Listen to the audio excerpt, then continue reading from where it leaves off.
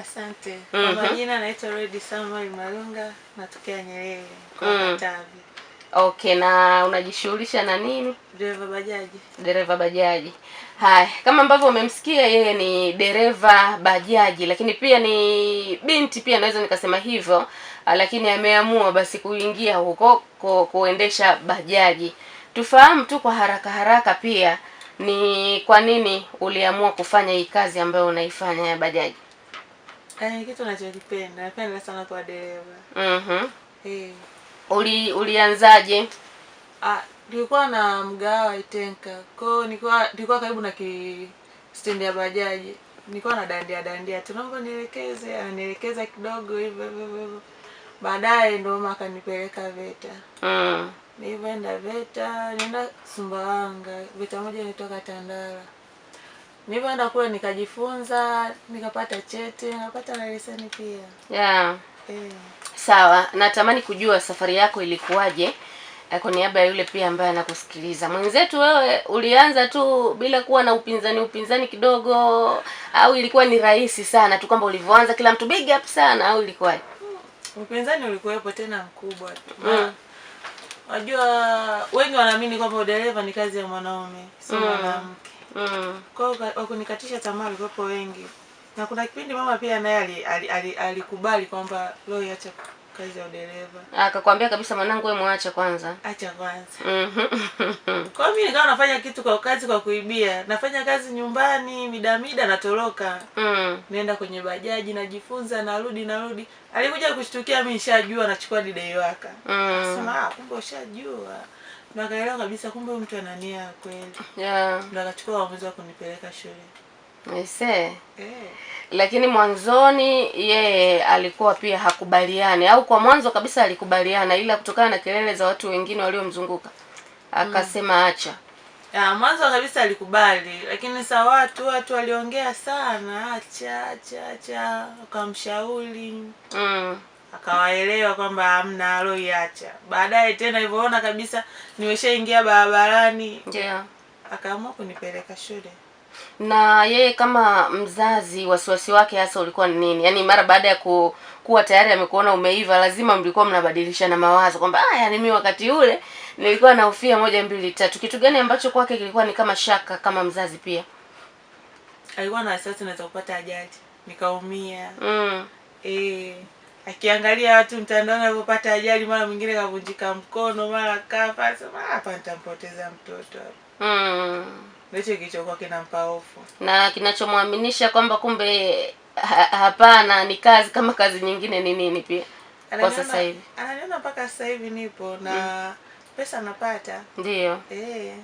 Na hii kazi yako mpaka sasa hivi una miaka mingapi? Nilianza bado mdogo. Yaani nilipomaliza 7 nikaenda sekondari. Nilienda sekondari stiki mizi kanishinda. Kwa nimeanza 2019. 2019. Hongera sana. Asante. Kupitia 0621780663, msikilizaji, kama ambavyo unasikia anazungumza na Loi siku ya leo. Huyu ni dereva bajaji, ni dada kama ambavyo unasikia hivyo, mwanamke ambaye anajiamini kabisa. Mwanzo kabisa ilikuwa ni kukatishwa tamaa kwamba unafanyaje hii kazi ni ya kiume, lakini pia hata mzazi akatilia shaka kwamba hivi inawezekana ni kweli mtoto wangu nisije nikampoteza. Lakini mpaka sasa yuko anafanya kazi hiyo, na ni kazi ambayo inampatia chochote kitu, tunaweza tukasema hivyo. Loi, wewe bwana, tuangalie kwa upande wa matarajio yako sasa kupitia kazi unayoifanya wewe ni ipi? Matarajio yangu ni kutoka kwenye bajaji kwenda kwenye gari. Sogelea kidogo tu mic.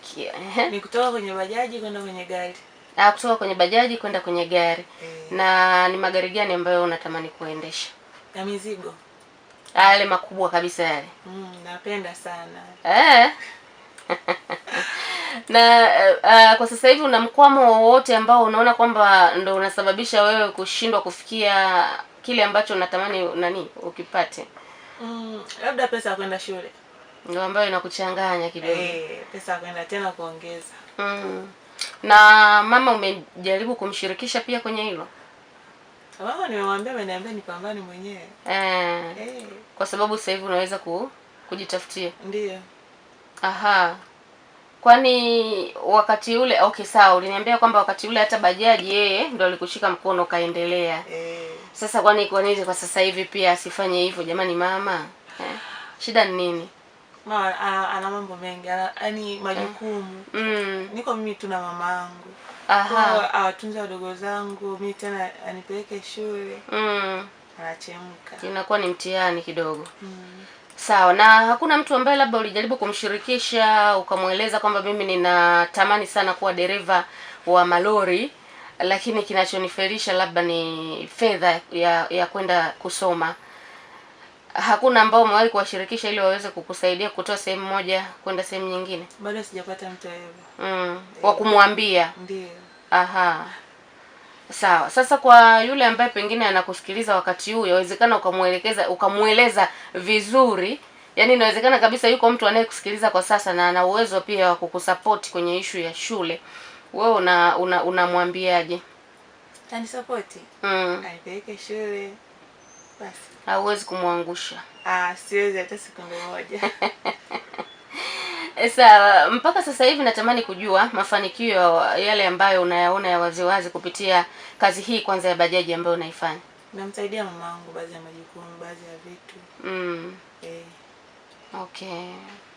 Kama vile kusomesha wadogo zako au ndo wewe una wadogo zako leo hii? Wadogo zangu ninao. Wanasoma shule ya msingi, sekondari?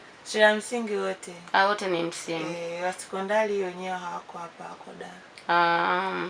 Kwa hiyo kwa hawa ambao wanasoma shule ya msingi kuna ile kwamba dada tunahitaji sare za shule, dada daftari zimeisha, peni. Ndio. Na unafanya hivyo. Na kuna wakati mama anakuwa ametingwa kabisa, anakuambia kwamba leo sielewi, yani hapa ndani unga umeisha, mchele hamna. Inajiongezaga mwenyewe kabla hujaambiwa chochote. Nikiona tu hapa nasoma upepo, mama leo haiko sawa, nampa Okay. Ulikuwa unataka kuongea Loi bwana. Labda mwingine sio kwamba hadi nione kwamba leo mama hana kitu namsaidia, amna, mimi mwenyewe tu. Kama nikipata kikubwa nampa, na yeye kama nikikosa namwambia mama ndio nimekosa, naomba nisaidie.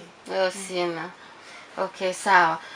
Kwenye kazi yako natamani kufahamu Loi, ni lini ambayo ulifanya kazi ukapitia changamoto kiasi cha kusema lakini hii kazi nayo jamani, mbona kama ina ugumu hivi?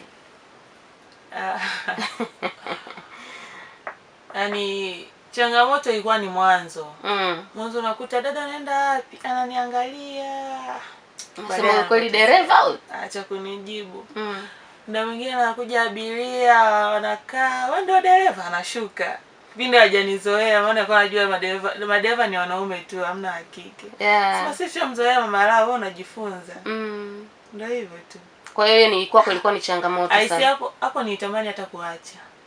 Kana namwambia mama, mimi watu sijui wananichukuliaje, nakuta mtu anamwambia kaka unaenda wapi, dada unaenda wapi? Wewe unajifunza wewe, siwezi kupanda bajaji yako. Mama akanipa moyo, akaniambia kwa mama. I say. Yaani Loi unanifanya mwili wangu usisimke. Nimejihisi nataka kulia. Naamini ya kwamba huo wakati Loi ulikuwa unarudi nyumbani wakati mwingine huna pesa. Nilikuwa narudi mara nyingi sana. Mara nyingi. Muda mwingine nilikuwa naamka ile asubuhi unakuta labda sema ngoja niamke hata saa 10 saa 11. Ili kuna vipambazuka hivi nishabeba watu wa kutosha. Nishapata hela ya bosi. Ikifika tena kuanzia saa 1 unaingia barabarani. Kwa hiyo mtoto anakaa, nipeleke sehemu fulani. Oya blaza nipeleke sehemu fulani, anajua mimi wa kiume. Kwa ile mchana watu wananiona yule wa kike sifanyi kazi. Ile ikifika jioni anajua huyu ni wa kiume, wanapanda. Kwa hiyo sasa na kingine unataka kuniambia kwamba wakati huo Loi inawezekana kabisa ulikuwa uongei sana ili wasije wakakufahamu kwamba huyu hii namba hii huyu ni mwanamke. Nilikuwa siongei. Usiku kwa akisimamisha bajaji anakaa, akifika anakokwenda nampa change. Alafu ndo wasema kumbe mwanamke. Kumbe wewe ni wa kike. Ndio. Loi bwana, hapo umenifurahisha. Yaani kwa kiasi gani usitaki kuniambia kwamba kuna wakati ulikuwa unatamani hata mavazi ya kwako yawe ya kiume? nilikuwa natamani. Lakini Loi, sijawahi kukuona ukiwa umebadilika. Hata juzi nimekuona mahali umepita. Sawa bwana msikilizaji, endelea kushiriki na sisi kupitia namba 0621780663. Tuambie chochote kutokana na kile ambacho nakisikia kwa Loi, lakini kwa namna gani tunajifunza basi. Wanawake, changamoto ni sehemu ya maisha, lakini wakati mwingine unapoambiwa hivi huyu anaweza kweli, jitahidi kuonyesha kwamba una uwezo wa kufanya kitu ambacho kikaonekana kwa jamii. Ndugu yetu Loi hapa ametueleza kwa uhakika kabisa kwamba mwanzo kuna scenario nyingi ambazo alikuwa anazipitia kutokana na kazi yake. Alitamani wakati mwingine hata aache kazi, alitamani wakati mwingine hata ndio hivyo asizungumze sana ili watu waamini kwamba inawezekana huyu dereva ni mwanaume. Lakini sasa hivi tunaona Loi umesimama, ama kwa hakika kwa sasa mambo yakoje? Yako vizuri. Watu wananiamini sasa hivi kwa sababu kila siku wanaona barabarani nabeba watu. Ndio. Hawasikii kwamba leo kapata ajali sehemu fulani. Hamna. Kwa wananiamini, kwa hata namba za wateja ziko nyingi. Nyingi sana. Simu zinaita. Simu zinaita. Sawa, na labda pengine jinsi tofauti na sisi, nazungumzia hawa wanaume pia, wanavyokuona, wanazungumza nini wanavyopanda kwenye bajaji yako, hasa kipindi hiki huwa wanazungumza nini? Wananisifia tu, dada umeamua kazaa na komaa. Wengine ananiambia inabidi utoke kwenye bajaji uhamie kwenye magari. Kwa wanafurahia. Na wakati unasema mngejua ndo ndoto yangu hiyo. Usingesema. Aise, na kwa upande wa wanawake pia na wenyewe wanazungumza nini hasa? Wanawake wapo wananisupport. Okay. Kuna yule mzazi wakati huu anakusikiliza na binti kama wewe, na anatamani pia yawezekana kufanya kazi kama ambayo wewe unafanya. Mwingine tunazungumza sasa hivi yawezekana yuko tu anapambana na mama, yeye anataka kuwa dereva wa pikipiki, yani kwa maana ya bodaboda. Mama anamwambia hapana, hiyo kazi ni ya kiume. Wewe kwa upande wako una nini hasa cha kumwambia mama kama huyo? Kwenye madereva bajaji na bodaboda, wengi wanaamini kama madereva bajaji wanavuta bangi. Imani. Yaani hicho ndio kinachojulikana hata mtaani, ama madereva bajaji na bodaboda wanavuta bangi. Au ukiingia kwenye kazi ya dereva bajaji tu basi utaanza kunywa pombe. Swala ambalo halipo. Wanaokunywa pombe sawa wapo, wanaovuta bangi wapo, lakini sio kila mtu ana tabia mbaya. Dunia imebadilika. Kwamba hiyo pia inawezekana ikawa ni tabia ya mtu. Anaweza asiwe dereva wa bajaji, asiwe dereva wa pikipiki, akawa ni mfanyakazi wa issue nyingine, lakini akafanya hivyo vitu ambavyo havistahili. Ndicho unachomaanisha? Okay, sawa. Na sasa hivi tukizungumza hapa Loi, mimi nataka uniambie ni mtu gani ambaye wewe unamtazama kila siku kwa jicho la kipekee na anafanya kitu cha tofauti na unasema kwamba huyu bwana ananikosha sana? Kuna mama mmoja anaitwa, ni mdada anaitwa Monica. Yuko wapi? Yuko Dar. Anatokaga Dar anaenda Kongo na gari la mafuta. Na kuna kingine kabinti sikajui kanaendeshaga gari la mizigo, yeye anabeba chemical. Anatoka Dar anaenda DRC, anaenda Rwanda. Hujawahi kupata watu ambao wanafanya vitu vya tofauti ambavyo wewe pia unavipenda kama hivyo ambavyo umesema, ni kwamba una connection nao mpaka sasa hivi? Kwa sababu hapa ni ngumu. Ingekuwa mikoa mingine hapo sawa. Ila unatamani kupata connection ya mtu ambaye atakupa mawazo? Natamani sana. Mimi nikuahidi kwamba utapata connection ya mtu ambaye unaweza ukabadilishana naye mawazo. Sawa. Kupitia 0621780663. Msikilizaji, endelea kushiriki na sisi. Kipindi hewani ni Jamvi la Wanawake, kama ambavyo unasikia hapo. Wakati huu mimi niko na Lois hapa ndani, tunazungumza mambo mengi kabisa. Niambie wewe ambaye unatusikiliza kwa sasa kupitia Loi, kitu gani ambacho wewe unajifunza kupitia Jamvi la Wanawake la 97.0 Mpanda Radio FM? Ni kitu gani hasa pia wewe unajifunza wakati huu? Na sisi tuko sambamba na wewe mpaka majira yale ya saa 5 kamili. Langu jina naitwa Ana Milanzi. mambo yanaendelea kwa mazuri sana. Lakini wakati huu pia nikipita na jumbe ya kwako ambao umetuma, kanipigia uko wapi, nikamwambia nipo Katavi, kuna basi hapa. Nikamwambia mimi bado sijafika kwenye kiwango cha basi. Yeah. Kaniambia dogo unafeli, mbona shule zipo? Nikamwambia kubwa hela. Pata pesa tena shule. Jamani, kwa yule ambaye anamsikiliza Loi wakati huu lakini pia ana uwezo wa kumsapoti, nadhani itakuwa ni vizuri sana. Loi ni dereva wa bajaji wa muda mrefu kama ambavyo umemsikia, lakini mara ya pili sasa nazungumza na Loi na bado anaeleza kwamba ndoto yake kubwa ni kuja kuendesha magari makubwa, hizo roli. Kwa hiyo wewe ambaye una nafasi ya kuweza kumsapoti, unaweza ukafanya hivyo, ukamsomesha ili mambo yake yawe mazuri sawa sawa na ambavyo wanahitaji. Unanipigia simu, naweza pia nikakupatia nafasi hapo baadaye kidogo ya kuzungumza na sisi moja kwa moja hapa kwa kile ambacho unadhani unaweza ukakifanya pia kwa Loi. Lakini pia kama una pongezi zozote, basi unaweza ukafanya hivyo hapo baadaye, nitatoa nafasi kidogo. Lakini kwa wakati huu wacha tuendelee kumsemea kwamba wewe ambaye una nafasi ya kufanya chochote, basi unaweza ukafanya hivyo ili Loi na yeye aweze kutimiza ndoto alizokuwa nazo. Na kama ambavyo unamsikia ni dada ambaye anajiamini sana. Kwa hiyo naamini ya kwamba kwenye chochote ambacho anatamani kukifanya atafanikiwa. Anasema mimi nataka namba yake. Basi sawa, tunaweza tukafanya hivyo hapo mwisho, kwa sababu pia ana namba ambayo anaitumia kwenye shughuli zake za kazi. Anasema nimependa ujasiri wa Loi, kikubwa sikate tamaa na iwe kama somo kwa wazazi ambao wanawazuia watoto wao kama Loi kaweza. Kama Loi kaweza, wai wengine washindwe. Mungu atambariki, atatimiza ndoto yake. By King of Love au Malela kutoka Kasinde pale. Nikushukuru sana Malela kutokea Kasinde. Anasema hapo nimegundua kuwa kumbe wanawake wanaweza.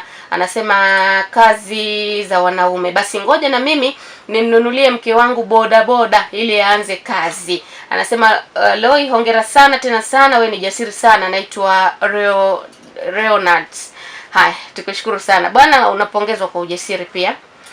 Lakini pia umemfanya apate ushawishi wa yeye pia kumnunulia bodaboda mke wake. Nafanya hivyo. Aingie barabarani. Tujisupport. Mara sasa hivi tuko wawili. Mko wawili. Kwani wote ni madereva bajaji? Mimi dereva bajaji ndio wa kila siku, lakini mwenzangu anaingia mara moja sana. Na anaendesha bajaji pia. Okay, sawa. Mnapaki wote pale soko kubwa? Ndio. Yes, sijawahi kumuona. Anaingiaga mara chache sana. Ni nadra. Okay, sawa. Anasema Charles toka Makusu, huyo dada yuko vizuri. Lakini huyo anasema anaitwa Eileen akiwa Kashelami. Dada hongera sana. Dada anasema Mungu akujali, yeye anaeleza hivyo. Lakini tumsome kama Juma Isa kutoka Nsimbo mtakuja. Mimi nasema kwamba napenda kuwasalimu wanawake wote ambao wanatafuta pesa bila kuuza miili yao. Anasema Loi hai kwako. Sawa, shukrani sana kutokea huko. Anasema ukweli nimeguswa na ujasiri alionao Loi. Je, hata tukimpa basi atakuwa tayari au anataka roli tu by baba? Anasema hivyo. Mimi kubwa ile gari kubwa. Shida yake ni gari kubwa. Uendeshe basi roli sawa. Hata kama ni basi au roli. Maana huyu naye alikuwa anauliza kwamba je, basi vipi? Basi sawa, basi roli. Lakini unataka makubwa. Makubwa. Na wewe uanze kuchungulia madereva bajaji hivi kwa chini namna hii. Sawa kabisa. Lakini wewe anasema Malugu Angisa kutoka Isulamilomo, pongezi kwa Royce, endelea kupambana, utafanikiwa, nipe namba yake. Haya, sawa. Lakini anasema Moshi, bwana nataka nifahamu kwa namna moja ama nyingine. Kuna ile kwamba watu wanaamini kwamba mwanamke kama hivyo wewe ukienda kuchangamana na wanaume, kuna uwezekano mkubwa kabisa wa wewe ukawa muuni mtu wa ovyo.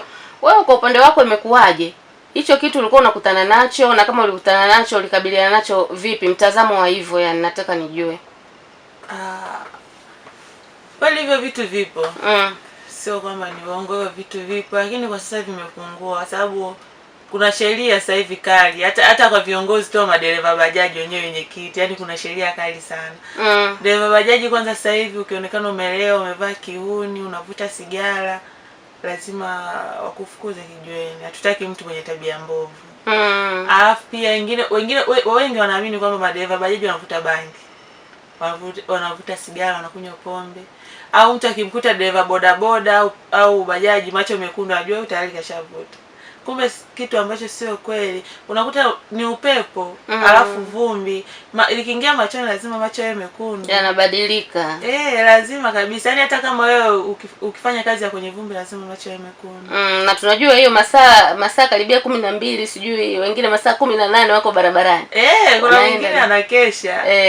Lazima macho yawe mekundu. Kwa hiyo ni mitazamo mibaya sana na inawatesa pia hiyo. Ndio, na ndio maana hata mabinti wengi wanakatazwa na wazazi wao wasifanye hiyo kazi. Kwa sababu wanaogopa watoto wao watakuwa wahuni. Mimi sio muhuni. Mimi hata pombe sipendi hata harufu yake. Yaani hata mtu akinisogelea hivi amekunywa pombe, najisikia vibaya. Nitajikuta nalewa mimi baadaye. Unateseka sana. Nahangaika sana. Sipendi harufu ya pombe, sipendi sigara. Na ni miaka mingi upo kwenye game lakini hujawahi kubadilika. Mingi, zaidi ya 6. Ndio. Okay. Sawa, msikilizaji, kupitia 0621780663 endelea kushiriki na sisi, na hii sasa tunakuondoa kwenye ile mitazamo hasi, tunaweza tukasema hivyo, kuamini ya kwamba kazi ya udereva si kazi sahihi. Kazi ya udereva labda pengine ni kazi ya uhuni, kuwa bodaboda, kuwa dereva bajaji. Loi anatuthibitishia kwamba hivyo vitu hakuna, na moja kati ya sheria ambazo zinasimamiwa sana ni kuhakikisha ya kwamba hawalewi, hawavuti sigara, hawafanyi nini. Kwa hiyo kuko sawa kabisa. Na mimi pia unajua ni nakuaga abiria mara nyingi Loi nakupigiaga simu, uko wapi leo? Mara nyingi sana. Sasa mara nyingi pia na mimi natumia hivyo vyombo vya moto. Ni nadra. Kuna wakati mwingine tunakutana na hizo scenario, labda dereva pikipiki umekutana naye amekupakiza, afu unaona huyu mbona kama kalewa. Unaona kabisa harufu unasikia. Lakini si wote. Na inawezekana hiyo hali pia leo tunasema dereva bodaboda kwa sababu wao pia wanahudumia sana jamii. Yawezekana kuna wengine wanafanya kazi zingine tofauti na udereva na wanaenda wakiwa wamelewa. Unaona shida hiyo sasa hapo. Lakini yote kwa yote bwana, kikubwa ni kuhakikisha kwamba tunawapatia nafasi watoto. Ndicho kitu ambacho pia Loi amekisisitiza kwamba watu wasiogope, kuhakikisha kwamba wanawapa support pia watoto wao. Nilikwambia wewe ambao unatamani pia kuzungumza na sisi, wakati huu pia unaweza ukapiga simu nikakupatia nafasi ukaongea chochote. Mume anayemjua Mungu. Mume anayemjua Mungu. Yaani kumjua juaje hapo? Yaani mtu anayesali, sio kama anayesali ni mradi anasali, mtu mwenye imani. Okay. Eti akisema unataka mwanaume mwenye pesa. Nimeambiwa mali zote vipo kwa Mungu. Kwa hata kama akiwa hana hela, ipo siku tutapata tu. Haya, kuna wale wa baba tunajua wakati mwingine akija kwenye maisha yao, basi kama ulikuwa una ndoto ya udereva huo wa kuendesha mabasi na malori, yani ndoto zako zinaishia hapo. Siku zote sikubali kukatisha tamaa. Si anakuambia kwamba bwana Loi nishakuchukua, nimekuweka ndani. Mimi sitaki hiyo kazi, nataka wewe ukae nyumbani, pika ugali, watoto waoge, wadamshi, nitakuletea kila kitu. Na ndio maana sitaki kuolewa sasa hivi hadi nitimize ndoto zangu. Kwa sababu atakaponitafuta namwambia mimi nafanya kazi fulani. Kwa ukikubaliana na kazi yangu tunaishi. Usipokubaliana nayo basi. Loi unanijibu kibabe mie. Mpaka naogopa. Hamna. Sasa wewe ambaye unanipigia basi rejea tena kunipigia ili niweze kupokea simu yako, maana simu zilikuwa zinaingia hapa. Unaweza ukafanya hivyo wakati huo mimi nikapokea simu yako, wakati Loi akiendelea kunichachafia hapa na majibu yake kwamba ndio maana sasa hivi sihitaji kunani. Kwa hiyo wewe plani yako lini? Kwamba mpaka mwaka gani? Kuolewa. Nikitimiza ndoto yangu kwa dereva. Dereva wa magari makubwa. Maana sasa hivi wewe ni dereva unajua? Wa magari makubwa. Okay. Sawa, lakini haya, kwa sasa hivi pia ukapata huyo mtu ambaye atakuwa tayari kukusapoti na kwenye huo udereva wa magari makubwa, lakini akasema tu sawa, wakati unaendelea na masomo na nini, basi mahali hii hapa kuanzia sasa hivi wewe ni wa kwangu, maisha mengine endelea akakusomesha na baadaye. Unajua mtu akishakuoa unakuwa chini yake, atakachokisema unamfuata. Kwa hiyo anaweza kuniambia hii hapa mahali, hii hapa ile anaenda chuo kasome. Na kaningatia leseni afu baadaye narudi nyumbani ananiambia kaa nyumbani. Na leseni ipo. Kwa sababu mimi nishakuwa muda huo mke wake, inabidi nifuate mume anavyosema. Sasa pingana na mume. Okay, sasa Loi kwa sentence hizo ambazo nanipatia hapo, wewe una kipi hasa cha kusema kwa baadhi ya wanaume ambao wanakuta wanawake wana ndoto fulani, au wanakuta mwanamke ambaye kama mimi hapa, labda ni mtangazaji, niko hapa, lakini ghafla anasema kwamba bwana, mimi nimependa, nahitaji kuwa na wewe, lakini sitaki tu ufanye hiyo kazi. Kwenye hili wewe una kipi cha kuambia au wanaume wa namna hiyo? Ukipenda boga penda na wake, ukipenda wewe penda na boga lake. Vyote kwa pamoja. Hivyo hivyo. Basi kimpenda mtu penda na kile anachokifanya. Okay. Unaweza ukakipenda lakini usitaki kiendelee. Mtafutie kazi ya kufanya ya maana inayozidi ile aliyokuwa anafanya. Okay. Haya, sawa Loi. Maneno ya Loi hayo kwamba kama unataka kumbadilisha basi hakikisha unamtafutia kitu kikubwa zaidi alichokuwa anakifanya. Lakini ukipenda boga, penda na ua. Kama umempenda akiwa kazini basi endelea kumpenda hivyo hivyo. Usimwachishe majukumu. Haya, kupitia 0621780663 basi unaweza ukanipigia simu wakati huu. Anasema anaitwa Mtinje Ngasa. Yeye anasema mambo vipi? Sisi tuko vizuri kabisa. Anasema Roy, habari yako? By Bundala Masanja Misaramba kutoka Lebula B. Anasema habari yako. Okay. Hapana shaka, naamini yeye pia ni mzima kabisa. Anaitwa Andrea Edes. Anasema baadhi ya wavutaji sio wote wanaovuta. Anasema baadhi wanavuta lakini sio wote. Lakini huyu anasema anaitwa France Edes, yuko Kasekese. Anasema nimependa kuwa mume wa Roy kwa kuwa anataka mtu anayesali. Mimi pia nataka nataka pia mwanamke anayemjua Mungu. Kwenye line ya simu. Halo. Salama kabisa. Habari ya asubuhi. Salama kabisa. Sauti ya nani kutoka wapi?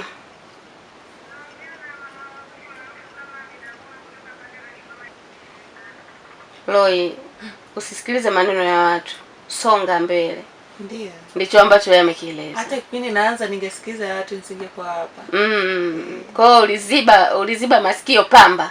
Siku zote ziba masikio ende mbele. Ukianza yani siku zote ishi jinsi unavyoweza wewe. Ukiishi kwa kumfurahisha mtu au kwa kumfurahisha mwanadamu, unafeli. Utafeli pakubwa sana. Okay, sawa. Anasema naitwa Zenita.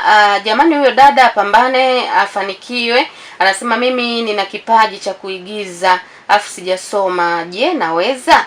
Yeye anasema hivyo. Mimi nikwambia kwamba Zenita unaweza, kwa sababu kama haujapata nafasi ya kusoma lakini una kipaji, basi una uwezo pia wa kutoboa kupitia kipaji ulichonacho.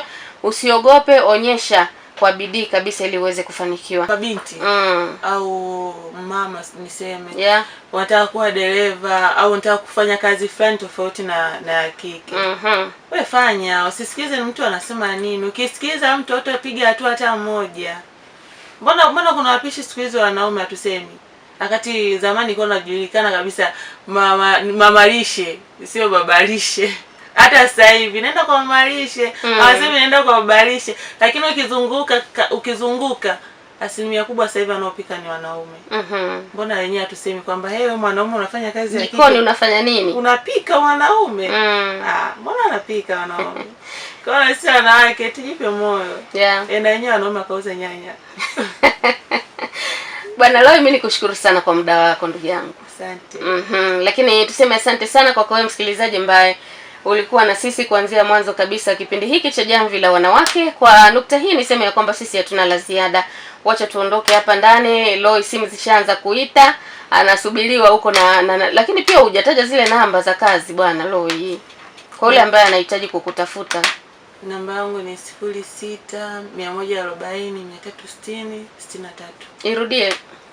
0614036063. Wacha tuondoke hapa ndani. Tunakushukuru sana msikilizaji ambaye umekuwa nasi kuanzia mwanzo kabisa wa kipindi mpaka wakati huu. Tuseme kwaheri, tukutane siku ya Jumamosi tena panapo majaliwa ya Mwenyezi Mungu. Ili uwe wa kwanza kupata taarifa zetu, usisahau kusubscribe, kulike na kushare.